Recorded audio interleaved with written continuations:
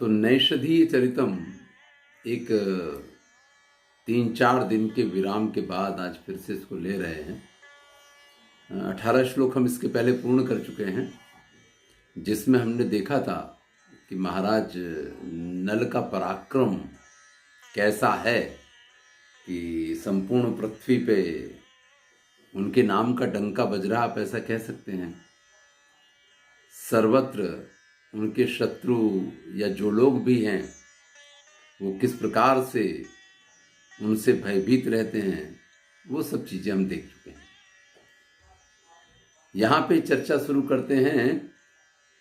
19वां श्लोक है, जगज्जयतेन च कोशमक्षयम् प्रणीतवान् शैशवशेषवानयम् सखारतीशस्य ऋतुर्यथावनम् वपुस्तथा लिंगदयास्य यौवनम्। ये पूरे जगत पे जो विजय प्राप्त की ना भैया, और ये जो अक्षय कोष उन्होंने खड़ा किया, महाराज नल की बात चल रही है कि उन्होंने इस जगत पे जो विजय प्राप्त की, जगत जय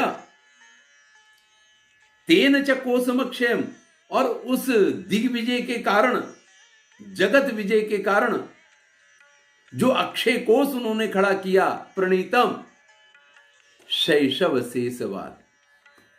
अभी तो उनकी शैशवावस्था ही पूर्ण नहीं हुई थी, उससे पहले ये सारे कार्य कर लिए हैं। ध्यान दीजिए कि व्यक्ति अपनी बाल्यावस्था में तो खाली, देखिए शिशु अवस्था कब तक मानी गई है? जब तक दाल और चावल व्यक्ति अलग अलग खाए और दाल चावल मिक्स करके खाने लग जाए, उसको ये पता चलने लग जाए कि दाल और चावल अलग खाने की चीज नहीं है, तो शिशु अवस्था पूर्ण हो जाती, बाल्यावस्था आ जाती है। बाल्यावस्था से किशोरावस्था आती है। तो हम तो भैया बाल्यावस्था में दाल चावल मिला के खाना सीखे, और शैशवावस्था में बहुत हुआ तो गुल्ली डंडा चटकाना सीखे। इससे ज्यादा कुछ सीख ही नहीं पाए, कुछ कर ही नहीं पाए। यहां तो उन्होंने अपनी शैशवावस्था में क्या किया है कि अक्षय कोष जिससे खड़ा हुआ, ऐसे जगत पे विजय प्राप्त कर ली। शैशव शेषवान है, और अभी तो शैशव अवस्था शेष थी, अभी तो शैशव अवस्था पूर्ण ही नहीं हुई थी। शखारती सस्य ऋतुर्यथावनम्। रति कामदेव को कामदेव की पत्नी का नाम है, और रति इसका अर्थ हुआ कि रति के ईश यानी कि कामदेव। कामदेव के जो सखा हैं, तो वसंत को काम का सखा माना जाता है, क्योंकि वसंत ऋतु ऐसी ऋतु है कि जब प्रत्येक व्यक्ति, न उस समय अधिक ठंडी होती है, न उस समय अधिक गर्मी होती है, और काम सुख का पर्याप्त आनंद ले सकता है। हमने कुमार संभव में भी इस चीज को देखा है, और हमने अन्यत्र कई स्थानों पे इस चीज को देखा है।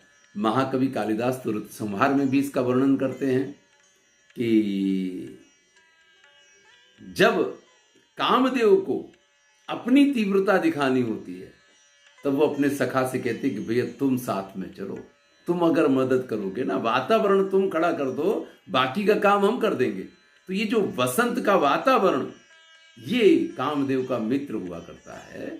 इसलिए कहा है कि सखारती सस्य ऋतुर यथावनम। जैसे वन में कामदेव के मित्र यानी वसंत की ऋतु का आगमन हुआ हो, इसी प्रकार से वपुस तथा लिंगद अथ अस्य यौवनम। इसके बाद इनके शरीर पे युवावस्था ने आलिंगन किया, यानी इसके बाद युवावस्था इन महाराज नल के शरीर पर पदार्पण करती है।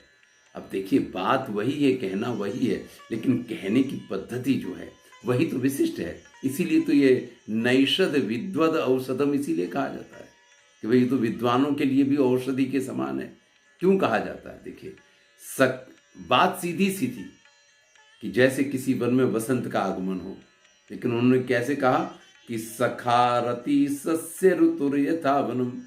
जैसे रतीश यानी कामदेव, सीधा कामदेव नहीं कहा, रति के जो स्वामी हैं, उन कामदेव के जो सखा हैं, वो जो ऋतु है वन में उसका आगमन हो, इस प्रकार से महाराज नल के वपु यानी शरीर पर तथा यानी उसी प्रकार से आलिंगन करता है यौवनम अस्य, उन्हीं का यौवन। भैया किसी और के यौवन की बात नहीं है कि किसी के और के यौवन ने उनका आलिंगन किया, नहीं नहीं नहीं। तब महाराज नल के शरीर पे युवावस्था का आगमन हुआ है या प्रारंभ हुआ, अभी तो आलिंगन की बात है, यानी युवावस्था का प्रारंभ होता है। इस प्रकार से इस श्लोक को प्रस्तुत किया है। सुंदर प्रस्तुति है। पूरे श्लोक के अर्थ को एक बार देख करके आगे बढ़ेंगे कि जगत जयत तेन च कोशम अक्षयम, महाराज नल ने जगत पे विजय प्राप्त की और इससे जो अक्षय कोश उन्होंने प्रणीत यानी खड़ा किया, ये सब कुछ उन्होंने अपनी शैशव अवस्था अभी बाकी थी तभी कर लिया था। जैसे वन में रति के पति कामदेव के सखा यानी वसंत का आगमन होता है, इस प्रकार से महाराज नल के शरीर पर यौवन ने प्रथम आलिंगन किया। अधारि पद में सुतदंघृणा घृणा क्षय लवोपि पल्लवे, तदास्य दास्ये पिगतोधिकारिता न शारदा पार्विक सर्वरीश्वर। यहां सर्वरीश्वर होना चाहिए, सर्वरीश्वर ऐसे होना चाहिए, रा होना चाहिए। चलिए वर्णन करते हैं कि आधारि पद में सुतदंघृणा घृणा। अगर कमलों की कोमलता की बात करें तो महाराज नल के जो चरण हैं, उन्होंने पद्मेशु जो कमलों में कोमलता थी, घृणा आधारी, उनको घृणित कर दिया। यानी लोग महाराज नल के चरण देख लें तो उनकी कोमलता के सामने कमल की कोमलता से वो घृणा करने लग जाए। जो शब्दों का प्रयोग किया मैं उसकी बात कर रहा हूं। यानी महाराज नल के चरणों की कोमलता के सामने कमलों की कोमलता फीकी पड़ गई। उनके चरण तो कमलों की कोमलता से भी अधिक कोमल है। अब जिस प्रकार से यहाँ अलंकारों का उपयोग है, जिस प्रकार की भाषा का उपयोग है, ये भी उनकी एक अपनी छटा है और ये भी उनका एक अपना, देखिए, अंघृणा घृणा, क्षय छाया, पल्लव लव, और यहाँ पे तदास्य दास्य, तो तदास्य दास्य, तो ये सभी में यमक का उपयोग है, अलग अलग अर्थ होते हैं। चलिए, तो जिनके अंघृणा यानी चरणों का आधार लेने से पद्मेषु घृणा, पद्मों के प्रति यानी कमलों के प्रति घृणा हो जाए, अर्थात जिनके चरण की कोमलता के आगे कमलों की कोमलता कुछ नहीं थी। तदक्षयाच्छाय लवोपि पल्लवे, और जो सुंदर सुंदर पल्लव होते हैं, कोमल कोमल कोपल होती हैं वृक्षों की हैं, उनसे भी अधिक कोमल और सुंदर थी जिनकी हाथों की उंगलियां। देखिए पैर कैसे थे। अब यहां महाराज नल का वर्णन शुरू हो गया। अभी तक उनकी विजय का वर्णन चल रहा था, अब महाराज नल का वर्णन शुरू हो गया है। इससे पहले श्लोक में हमने कहा कि युवावस्था ने आगमन किया है। अब युवावस्था के आगमन के बाद अब उनका नक्शिक वर्णन एक प्रकार से कर रहे हैं। पैरों की बात की, उनकी चरण एकदम कोमल हैं, कितने कोमल हैं कि कमलों की कोमलता भी उसके सामने फीकी पड़ गई है। और हाथ की उंगलियां कैसी हैं कि जिनके सामने पल्लवेपी, पल्लव कैसे, लवोपी, मतलब उसका लव जितना थोड़ा सा हिस्सा भी पल्लवों के पास नहीं है। पल्लवों में जो सुकुमारता होती है, जो कोमलता होती है, उनकी हाथ की उंगलियां उससे भी अधिक सुकुमार है। उनकी जैसी सुकुमारता तो थोड़ी सी भी इन कोमल कोमल जो पल्लव होते हैं, नव किशलय होते हैं, उनके पास नहीं है। तदास्य दास्येपि गतोधिकारता तदा दास्येपि गतो अधिकारता न सारद पार्विक सर्वरीश्वर। पार्विक पर्व का जो सर्वर यानी सर्वरीश्वर यानी रात्रि का जो स्वामी है, चलिए इसका अर्थ इस प्रकार से होगा, शारदी ऋतु, शरद ऋतु हो यानी शारदी पूनम की बात कर रहे हैं। पार्विक का अर्थ होगा कि जब पर्व होता है, तो हमारे यहाँ अमावस्या और पूर्णिमासी को पर्व माना गया है, तो शारदीय पूर्णिमासी का सर्वरेश्वर यानी जो चंद्रमा है, शारदीय पूनम यानी 12 महीने के सभी चंद्रमाओं में हम शरद ऋतु के चंद्रमा को सबसे सुंदर मानते हैं। और यहां कवि कह रहा है कि शरद ऋतु की यानी शारदीय पूर्णिमासी का जो चंद्रमा है, तदास्य दास्येपि, वो भी इनका दास हो गया। गतोधिकारता, भैया इनका मुखमंडल ऐसा है कि उसके सामने पूर्णिमासी का चंद्रमा, वो भी किसी भी पूर्णिमासी की बात नहीं कर रहे हैं, शरद ऋतु की पूर्णिमासी का चंद्रमा जो है वो भी उसका दास बन के रह गया। गतोधिकारिता। इस प्रकार से महाराज नल ये सबसे बड़े अधिकारी यानी सबसे अधिक सुंदर हैं, क्योंकि उनके चरणों की बराबरी कमल नहीं कर सकते हैं, उनकी उंगलियों की बराबरी नव पल्लव किसलय नहीं कर सकते हैं, और उनका मुख ऐसा है कि शरद ऋतु का चंद्रमा भी उनके मुख का दास हो जाए। तो भैया ऐसे सुंदर थे महाराज नल। इस प्रकार से महाराज नल के सौंदर्य का वर्णन चल रहा है कि कमल से कोमल उनके चरण थे, पल्लव यानी नव किशलयों से सुंदर उनके हाथों हस्त पल्लव थे या हाथों की उंगलियां थी, और उनका मुख जो है वो शरद ऋतु के चंद्रमा से भी न शरद ऋतु की पूर्णिमासी के चंद्रमा से भी सुंदर। नहीं, शरद ऋतु की पूर्णिमासी का चंद्रमा तो उनके मुख का दास से भी दास बन जाए, ये भी अधिकार उसको नहीं है। भाई हम ये कहते हैं कि जो सुंदर है वो सुंदर होता है, दूसरा व्यक्ति जो उससे सुंदर नहीं होता उसका दास हो जाता है, लेकिन इनको तो भैया उनकी दासता का भी अधिकार नहीं है। इतने अधिक महाराज सुंदर हैं, चंद्रमा की उसके सामने, अब चंद्रमा की क्या बात करें, चंद्रमा की उनके सामने कोई वैल्यू नहीं है। अगला श्लोक देखते हैं, किमस्य लोमना कपटेन कोटिभिर,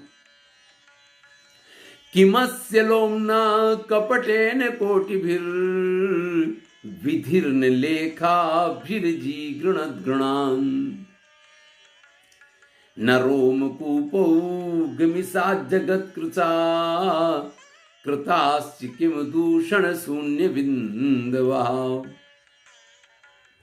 देखिए, एक तो ये होता है कि अलंकार होता है, और एक ये होता है कि अलंकारों का भरमार होती है, और एक ये होता है कि दो तरीके से एक ही अलंकार को प्रस्तुत किया जाए। ये बड़ा सुंदर वर्णन है, आप जरा ध्यान दीजिए। पहले श्लोक को देखते हैं, फिर इस अलंकार की चर्चा करेंगे हम। किमस्य लोमना कपटेन कोटिभिर, उनके शरीर में जो करोड़ों रोम राशि है ना भाई, प्रत्येक व्यक्ति के शरीर में रोम तो होते हैं, रोमकूप तो होते हैं, तो ये रोमकूप या रोम छिद्र नहीं है, ये तो क्या है कि कपटेन लोमना, इन रोमकूपों के कपट से, कपटेन यानी इसके बहाने से, कोटिभिर ये करोड़ों रोमकूपों के बहाने से, विधिर यानी विधाता ने, लेखाभिर जी गणद गुणान किमस्य, इनके जो गुण हैं उनकी गणना की है। यानी महाराज नल के शरीर में जो करोड़ों रोम राशि है ना, वो एक एक रोम राशि का आरोपण करते गए। जैसे हम धान का खेत हो ना, तो धान का एक एक पौधा लगाते जाते हैं, भैया गिनती तो नहीं करते हैं, लेकिन यहां तो उनके शरीर में ये रोम राशि विधाता ने जब स्थापित की तो गुणान गणत अजी गणत, तो उनके गुणों का गणना की है। तो करोड़ों जो रोम छिद्र हैं वो रोम छिद्र नहीं बनाए गए उनके शरीर में, वो तो विधाता को उनके गुणों की गणना करनी थी। इसलिए भैया एक एक रोम छिद्र बनाते गए, एक एक गुण को गिनते गए, और तब तक उनको बनाने पड़े जब तक कि उनके गुणों की गणना ना हो जाए। इसलिए करोड़ों रोम छिद्र बना दिए। तो ये रोम छिद्र नहीं है, ये तो गुणों की गणना करने के लिए नहीं। जैसे हम छोटे थे तो फिर गिनती करनी होती थी ना, टोटल करना होता था, तो एक जीरो रख दो, दो तो दो जीरो, फिर जितने गोल गोल बना दिए अब इनको गिनो, 1 2 3 4, 4 हो गया तो आगे हमने लिख दिया 4।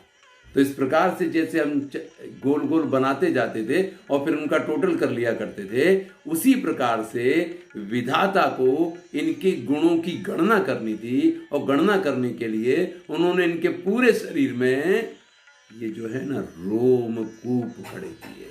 एक एक रुआटी का एक एक छिद्र बनाया या एक एक स्पॉट बनाया, जिसको आप रोमकूप कहते हैं।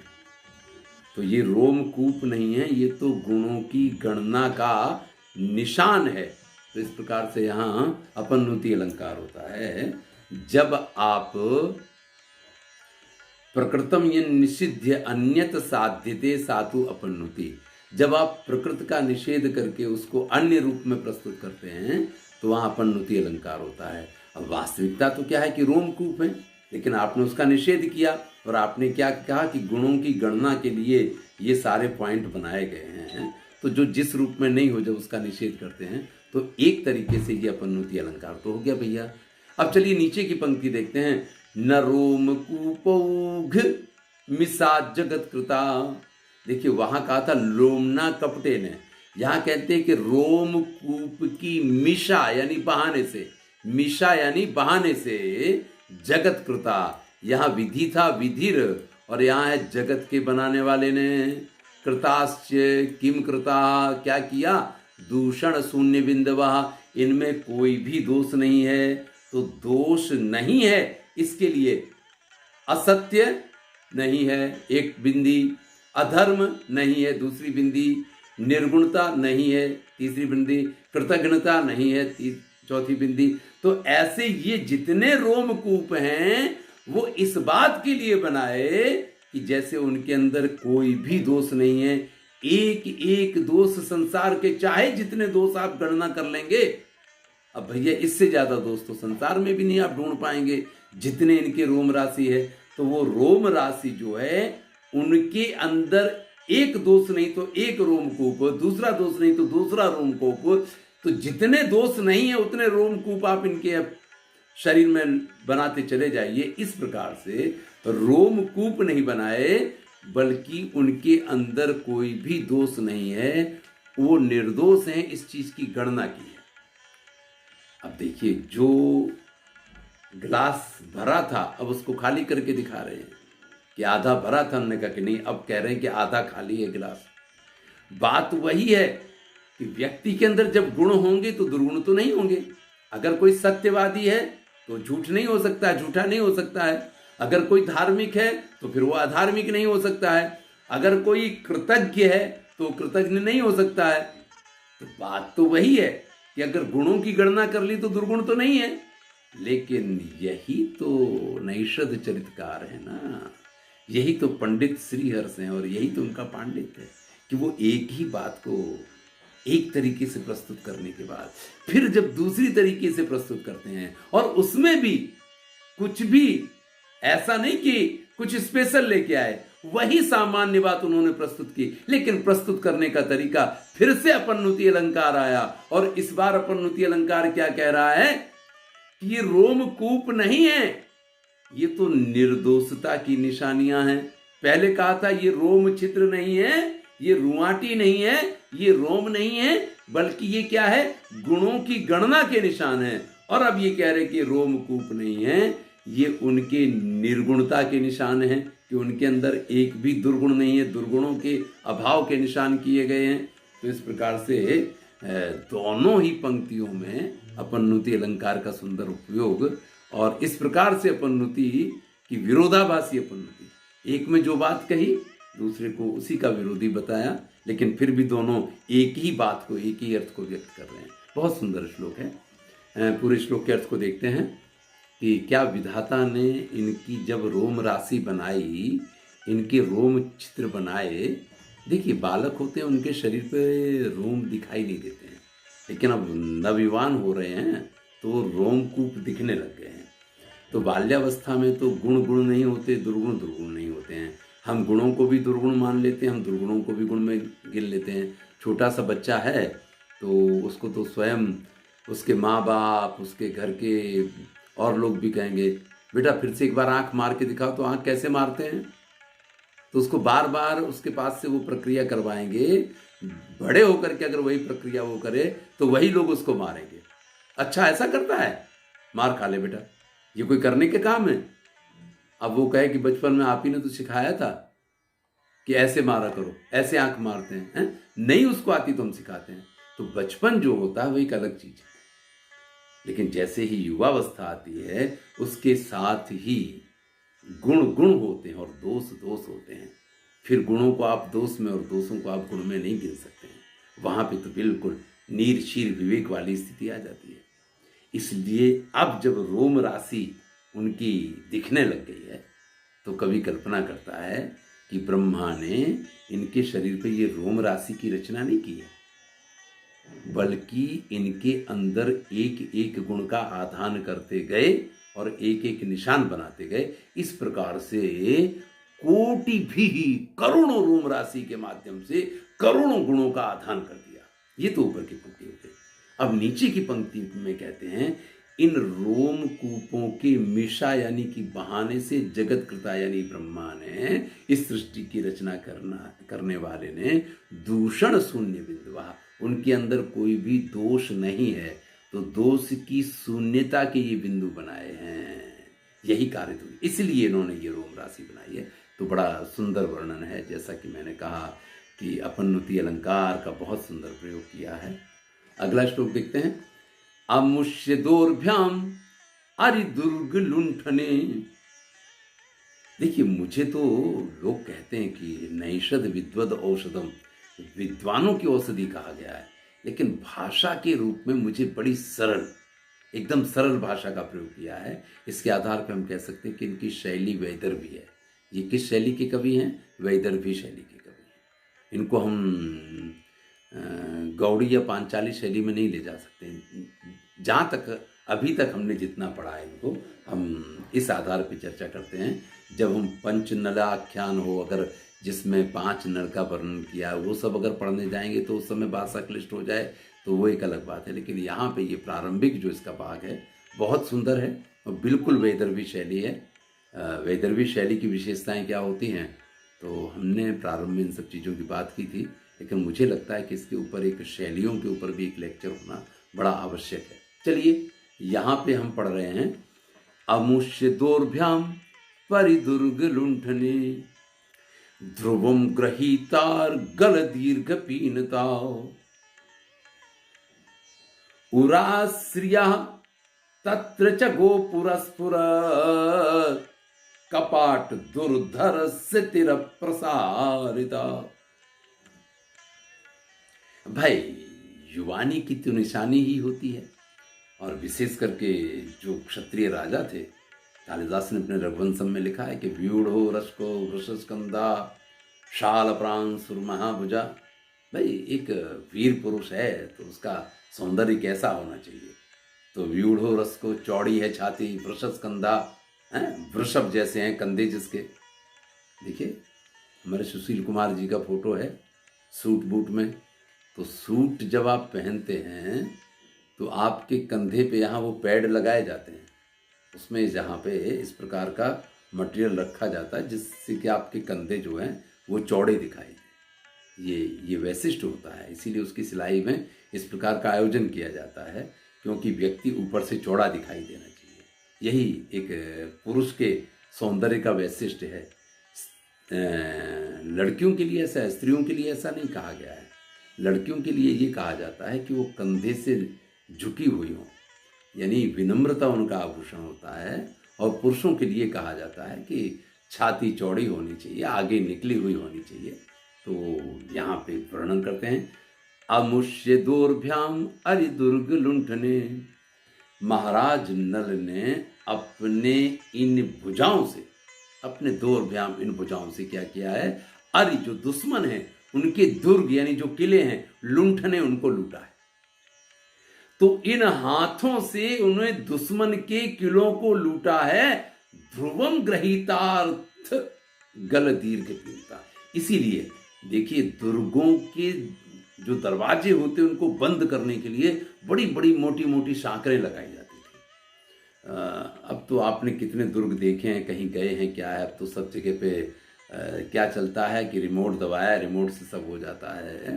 पहले अगर बड़ा सा गेट होता था, उसको बंद करना होता था, तो जैसे कुछ लिफ्ट कुछ क्रेन वगैरह में, कंपनियों में आप देख सकते हैं कि वो सांकर को ऐसे ऐसे चलाते रहते हैं और सांकर के साथ साथ चक्र ऊपर घूमता है, उससे चीज़ें आगे बढ़ती हैं। इस प्रकार से द्रुतपातितार गला काव्य प्रकाश में भी आता है कि जब हैग्रीव अपने यहाँ से निकलते हैं तो भिया अमरावती द्रुतपातितार गला, कि घबराई हुई अलकापुरी ने अपनी आंखें बंद कर ली, इस प्रकार की स्थिति खड़ी हुई। तो पातितार गला शब्द का उपयोग किया है कि सांकर डाल दी गई, सांकर गिरा दी गई। तो ये जो अर्गला है वही अर्गल शब्द का उपयोग, अर्गला शब्द का प्रयोग यहाँ किया है कि दीर्घ पीनता ग्रहीता। फिर से देखें, थोड़ी बात इधर उधर होगी, शायद आपको समझ में ना आ रहा हो। अमुष्य, ये जो महाराज नल हैं, दोर्भ्याम, उन्होंने अपने भुजदंडों के द्वारा, अरि यानी जो शत्रु हैं उनके दुर्ग यानी दुर्गों को लुंठने लूटा है। मैंने कहा बहुत सरल भाषा है, तुरंत समझ में आ जाए। ध्रुवम, निश्चित तौर पे इसलिए, ग्रहीत, प्राप्त किया है उन्होंने, अर्गल दीर्घ पीनता, उन अर्गलाओं जैसी मजबूताई। और पीनता का अर्थ होता है जिसको हम कहते हैं कि मोटापा है, पीन यानी मोटी। तो उनके जो भुजदंड हैं, जिनको आप कहते हैं ना कि 6 पैक बॉडी हो और उसमें भी भुजदंड जो है वो अलग से बड़े बड़े मसल्स दिखने चाहिए, इसी का वर्णन कर रहे हैं कि शत्रुओं के दुर्गों को लूटने के कारण, शत्रुओं के दुर्गों में जो अर्गलाएं, सांकरें, मोटी मोटी सांकरें पड़ी होती हैं, उन सांकरों को इन्होंने तोड़ा है। इसलिए उन सांकरों की तरह से इन्होंने लंबाई भी इनकी भुजाओं ने प्राप्त की है, और उसके साथ इनकी भुजाएं जो हैं वो पीन यानी मजबूत और मोटी मोटी, बड़े बड़े डोले हैं जिसमें, इस प्रकार की अब बन चुकी हैं। उराश्रिया, अब उनके उर यानी छाती की, श्री यानी शोभा का वर्णन करते हुए कह रहे हैं कि उनकी छाती कैसी है। तत्र च गोपुरस्फुरत कपाट दुर्धर्ष तिर प्रसारिता। जैसे उसी दरवाजे को, जिस दरवाजे की ये अर्गलाएं थी ना, उसी दरवाजे को बंद करने के लिए, जो मुख्य दुर्ग का द्वार है उसके लिए जैसे चौड़े कवाट होते हैं ना, बड़े बड़े दरवाजे होते हैं ना, यहाँ गोपुरस्फुरत कपाट, कपाट शब्द का उपयोग किया है कि उस गेट को बंद करने के जैसे 2 दरवाजे हों, इस प्रकार से जिनके 2 तरफ के 2 डोले बड़े बड़े और चौड़ी छाती, तीरथ प्रसारिता, अब वो इस तरीके से तिरछी होकर के फैल चुकी है, यानी छाती अब एकदम चौड़ी हो गई है। जो एक गेट को भी बंद करना हो ना, दुर्ग के द्वार को भी बंद करना हो, तो सामने अगर छाती लगा के खड़े हो जाएं तो दुर्ग का द्वार भी बंद हो जाए। इस प्रकार से अत्यंत मोटे भुजदंड और अत्यंत चौड़ी छाती, जो अत्यंत शोभायमान है। बड़ा सुंदर वर्णन किया है। फिर से देखते हैं पूरे श्लोक को कि महाराज नल जो हैं उन्होंने अपनी भुजाओं से शत्रुओं के दुर्गों को लूटा है, इसलिए उनकी सांकर, जो दुर्ग को बंद करने के दरवाजों की जो सांकरें होती हैं, उनकी तरह से जिनकी भुजाएं लंबी और पीवर यानी पीनता का एकदम मोटे मोटे भुजदंड वाली उनकी भुजाएं हो गई हैं, क्योंकि अब युवानी आ चुकी है उनमें। और उरस्रिया तत्र च गोपुर, और छाती ऐसी चौड़ी है जैसे कि दो दरवाजे हों, दो कपाट हों, दो कपाट हों और उन दो दरवाजों को बंद किया जाए, इस प्रकार से तिरछी और प्रसारिता फैली हुई उनकी छाती हो गई है। स्वकेली लेस स्मित निर्जितेन्दुनः, स्वकेली लेस स्मित निर्जितेन्दुनः, निजांस दृक्तर्जित पद्म संपदा, अतद्वयी जीत्वर सुंदरांतरे, न तन्मुखस्य प्रतिमा चराचरे।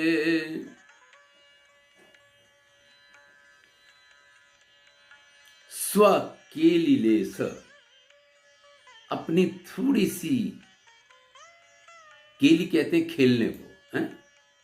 व्यक्ति जब खेल के मूड में हो ना, तो उसके चेहरे पे एक हास्य, एक स्मित, एक अलग भाव होता है। तो अपने थोड़े से हास्य, केलिलेस स्मित, खेल खेल में थोड़ा सा मुस्कुराने भर से, निर्जित इंदुना, जिन्होंने चंद्रमा को जीत लिया। वाह, इतना सुंदर मुखमंडल है कि खेल खेल में वो थोड़े से मुस्कुरा दिए और आपको लगा कि इनके सामने चंद्रमा तो कुछ नहीं। एक बात हो, निजांस दृक्तर जित पद्म संपदा, और अपनी आंखों को अगर थोड़ा सा तरेर दिया या थोड़ा सा इधर उधर घुमा दिया तो आपको ऐसा लगा कि जित पद्म संपदा, निज अंश दृक्ता, अपनी निज यानी अपनी, अंश यानी थोड़ी सी, दृक्त यानी दृष्टि से, जित पद्म संपदा, जिन्होंने कमलों की सुंदरता को जीत लिया। फिर से देखिए, अपने हंसने नहीं, खेलते खेलते थोड़ा सा मुस्कुरान देने से जिनके मुख के सौंदर्य ने चंद्रमा पे विजय प्राप्त कर ली, और जिन्होंने थोड़ा सा अपनी नजर को इधर उधर हिलाया, जिससे जिन्होंने कमल के सौंदर्य को जीत लिया, वो कमल नयन शब्द का प्रयोग होता है, चंद्रमुख शब्द का प्रयोग होता है। तो ये जितने प्रयोग है ना, सब प्रयोग यहाँ उनके सामने तो बेकार हो गए हैं, क्योंकि कमल नयन में हम क्या कहते हैं कि नयन कमल जैसे हैं। यहां तो इनके नयन के सामने कमलों की कोई वैल्यू नहीं रह गई है। तो यहां तो उपमान से उपमेय को श्रेष्ठ बताया जा रहा है, दोनों ही स्थिति में। पहले भी हम इस चीज को देख चुके हैं। और जब उपमान से उपमेय को श्रेष्ठ बताया जाए तब कौन सा अलंकार होता है, चलिए भी उसकी चर्चा करते हैं। पहले इसको पूरा करते हैं। अतद्वयी जित्वर सुंदरांतरे, नतन मुखस्य प्रतिमा चराचरे।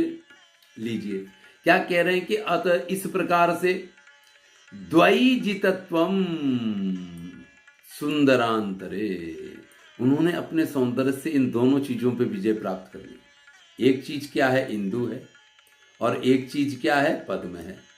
अब भैया ज्यादातर हम जब किसी की उपमाएं देते हैं तो हम या तो कमल का प्रयोग करते हैं और या फिर हम चंद्रमा का प्रयोग करते हैं। और इन्होंने तो क्या किया कि इन दोनों को ही जीत लिया, इन दोनों पे विजय प्राप्त कर ली। तो न तन्मुखस्य प्रतिमा चराचरे, तो फिर उनके मुख के प्रतिमा यानी समान, प्रतिमा यहाँ समान का वाचक है, चराचर इस पूरे संसार में और कुछ था ही नहीं।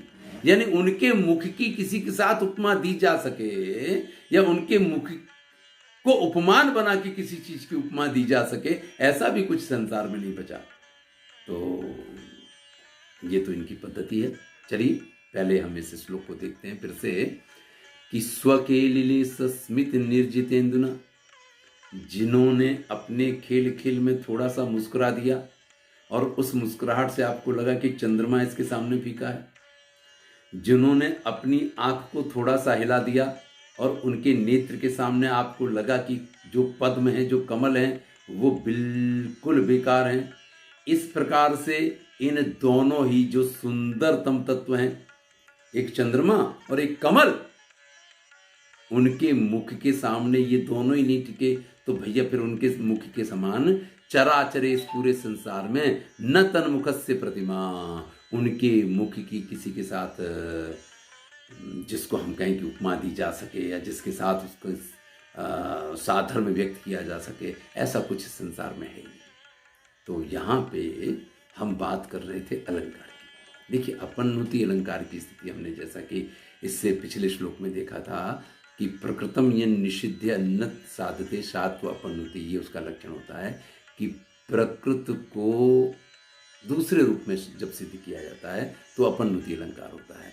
लेकिन जब आप उपमान से उपमेय को अधिक श्रेष्ठ बताते हैं तो इसको हम कहते हैं अतिशयोक्ति। अतिशयोक्ति के 4 प्रकारों में पौर्वापर्य विपर्य होता है और उपमान से उपमेय को श्रेष्ठ बताया। पौर्वापर्य विपर्य इसका प्रकार ये होता है कि कई बार हम वर्णन में ऐसा दिखाते हैं कि कार्य पहले हो गया, कारण बाद में उपस्थित हुआ। अरे जाने दो ना, हम तो स्टेशन पे पहुंचे तब गाड़ी जा चुकी थी। अरे चल पड़ी थी इतना बोलो तब तक तो अच्छा है, गाड़ी जा चुकी थी तो बड़ी मुश्किल से हमने पकड़ी। अरे भाई जब जा चुकी तो तुमने पकड़ी कैसे? लेकिन अतिशयोक्ति के चक्कर में कारण से पहले कार्य को दिखा दिया जाता है, तो ये नहीं हो सकता है। कारण होगा तो ही कार्य होगा। तो उसी क्रम में जो अतिशयोक्ति के 4 प्रकार होते हैं उसमें एक प्रकार ऐसा भी होता है कि जिसमें हम उपमेय को उपमान से श्रेष्ठ बताते हैं। तो बड़ा सुंदर वर्णन है। अस्तु, आज यहीं तक, इससे आगे कल देखेंगे। मैं हूं डॉक्टर